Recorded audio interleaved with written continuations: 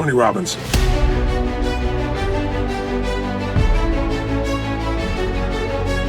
I've been working for the last 2 months to create an environment where I can deliver, unleash the power within for you at home. If you'd like to unleash your strength, your ability, then this is the opportunity for you to do it.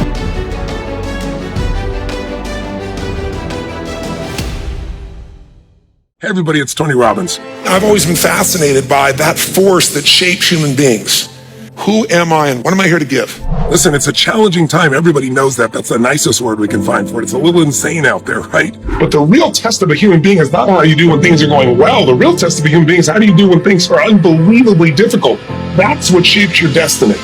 43 years of my life, I've been obsessed with trying to find out what are the best ways to help people to transform and change the quality of their life to an extraordinary level. As painful as this is, human beings can change one of two ways. They can change because there's an opportunity, they just decide go make it happen, or they do it because they're at a threshold. And I've taken all I've learned over the years and continue to improve it and refine it, and eventually put it into a program called Unleash the Power Within. We usually have 12 to 15,000 people. We take over a stadium, and we go 4 days and nights in total immersion, and people come out of it and say it's one of the greatest experiences of their life. It's because we've built a system that allows you to shift your beliefs, to shift your emotions, and find the best actions, the best strategies to get the results you want in the shortest period of time in the most elegant way possible. Well, I never dreamed in a million years that the governments around the world would make it impossible to serve you through Unleash the Power Within in a live event. So I've been working for the last 2 months to create an environment where I can deliver Unleash the Power Within for you at home. Not some staged, simple little webinar where you're sitting watching someone passively,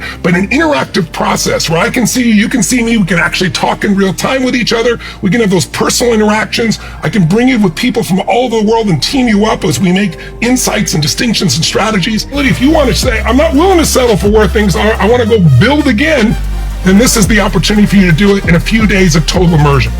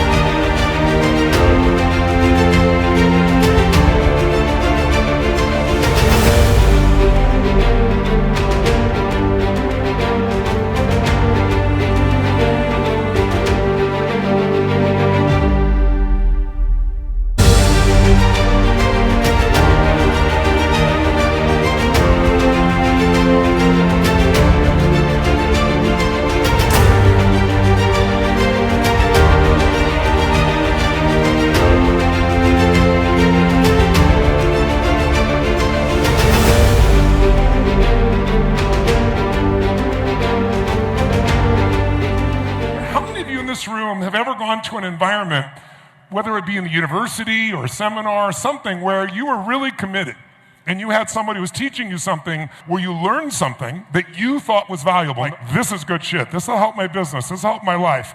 And you were excited about it. And then you went home and never applied an effing thing that you learned. Who's done this before? Let me see your hands. Say, I.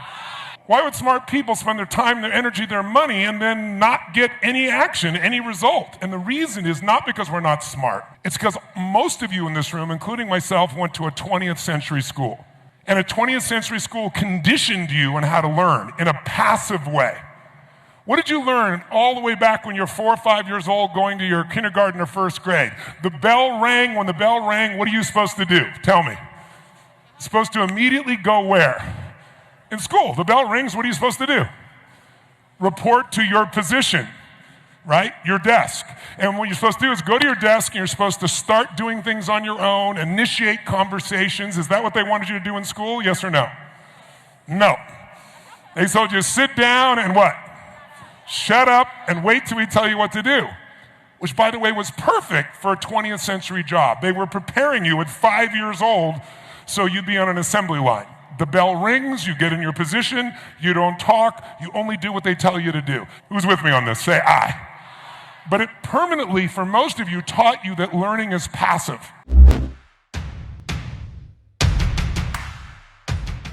One day I changed the question I was asking myself.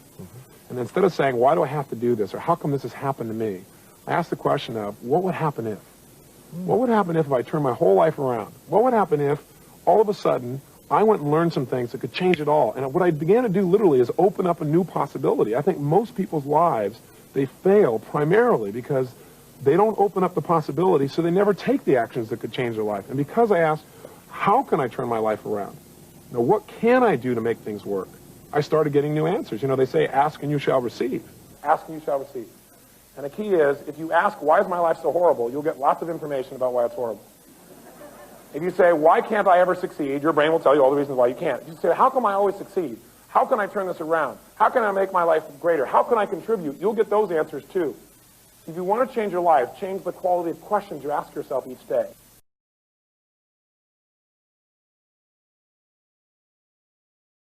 Every moment of your life, you're answering 3 questions. First question is, what are you going to focus on? So the most powerful decision we make, and most of us don't make it consciously, is what are we going to focus on?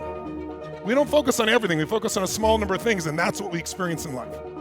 Because you could be focusing right now on the blood rushing through your left ear or the touch of your clothes against your skin, but you don't. Most of what your brain does is distort, delete, and generalize to make life simple. And the problem is when you distort, delete, and generalize, you miss a lot of your life. And focus, write down, equals feeling. Whatever you focus on, you're going to feel, even if it's not true. If I asked you, there are 2 things you could focus on, what you have or what's missing. Which one do you spend more time focusing on? If your brain is constantly focusing on what's missing, how can you ever sustain happiness no matter how successful you become? It is impossible. What happens when you focus on what you have? You feel alive. You feel no scarcity. You feel joy. How many of you have lots of things in your life that if you focused on it, you could feel grateful for, you could feel excited about? How many got lots of things like this now? Say I. But it doesn't exist unless you focus on it. And we all have patterns of focus. Do you tend to focus more on what you can control or what you can't control, what's outside your control? What is someone going to feel who's constantly focused on what's missing and what they can't control? Sad, frustrated, angry, depressed? So why are they still depressed? Because they're still focusing on what's missing. And they're focused on what they can't control. And I'll add one more. Do you tend to focus more on things from the past, the present, or the future? We all do all 3. But if you're going to spend your predominant time and you want enjoyment, it's the present. If you want to create a great life, it's the future. So it's a balance between the present and future. These 3 patterns alone can change your whole life. The second question is, what does this mean? Because the minute you focus on something, you have to give it a meaning. Is this the end or the beginning? Is God punishing me? That's why this problem happened? Is God challenging me? Or is this problem a gift from God? See, if you think it's the end of a relationship, are you going to feel the same way, act the same way as if you think it's the beginning of a relationship? Yes or no? No. The meaning changes the answer to the third question, which is, what am I going to do? Because meaning equals emotion. Whatever you give a meaning, you're going to have a feeling. If you think God is punishing you, you're going to have a very different feeling from that meaning than you think God is challenging you or this problem is a gift from God. These 3 questions are happening every moment of your life. And if you're not careful, they take control of you. We are the people that create the quality of our lives. We got to change what's going on here and here.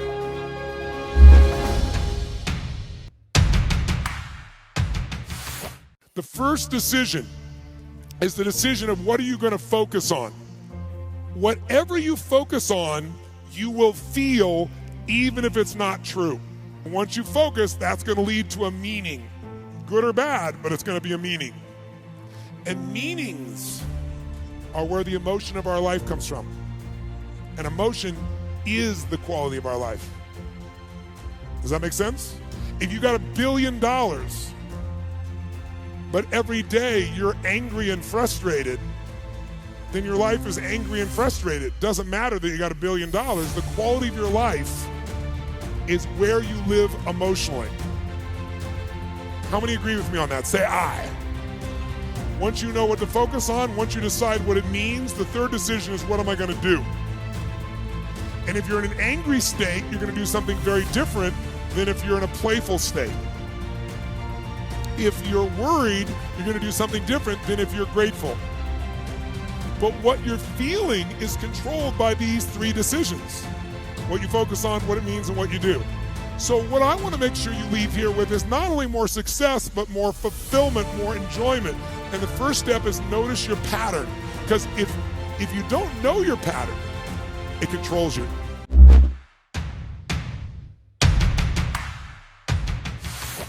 My teacher, Jim Rohn, used to teach me this. He said, Tony, if you really want to have an amazing life, you got to learn to stretch yourself. I said, well, I do stretch myself. He goes, but let me give you my philosophy of stretching. He said, stretching means if you find yourself saying, I can do something, then you must say, I must do it immediately and do it with no hesitancy. Because if you hesitate, it's like the firewalk. If you went up to the firewalk, most of you got up there, made your move, and rocked. Some of you got up there like, fuck, oh, shit, oh, what am I doing here? And the longer you wait, the what it is, harder it is. So you just train yourself to just do it. Instinctively push yourself. So if I say I can't, then I must. Now, when he first told me this, I said, well, if I can't, I must. If I can't jump off a cliff, then I must. He said, no, be intelligent. But he said, if you find yourself saying, I can't do something, I don't want to do something, but you know if you made yourself do it, you're going to be a better human being, then you must do it. Don't hesitate, do it immediately.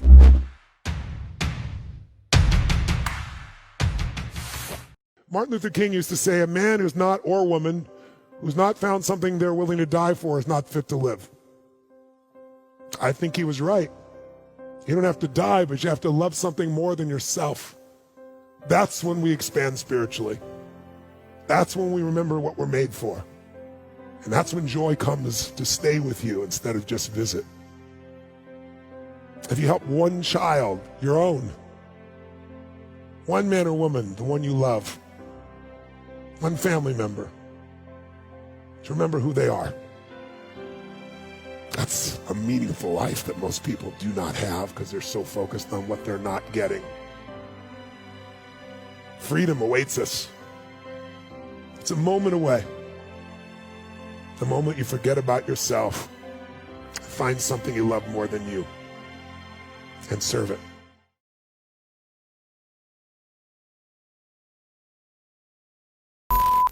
You want to have the emotion and psychological strength because that's going to carry you through when the mechanics are boring or frustrating or when things aren't working out. Your emotion, your psychology is what will carry you.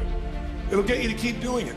If you can develop a psychology of resilience in yourself, you don't have to be optimistic or fake, you can be real. The realness is whatever shows up, you are larger than anything that can happen to you. If you could grow emotionally, should you? Yes or no?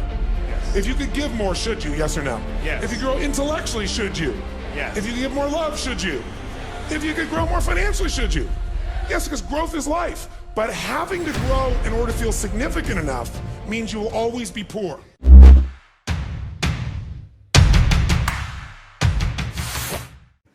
But the reason I love business is I see business as the ability to take the invisible and make it visible. I think that is what spirituality and creation is. It's about how can I find the gift I have to give the world?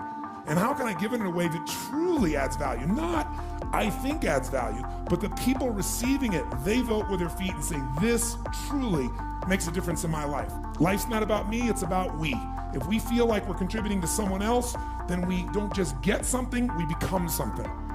And what you get never makes you happy long term. Who you become makes you very happy or very sad.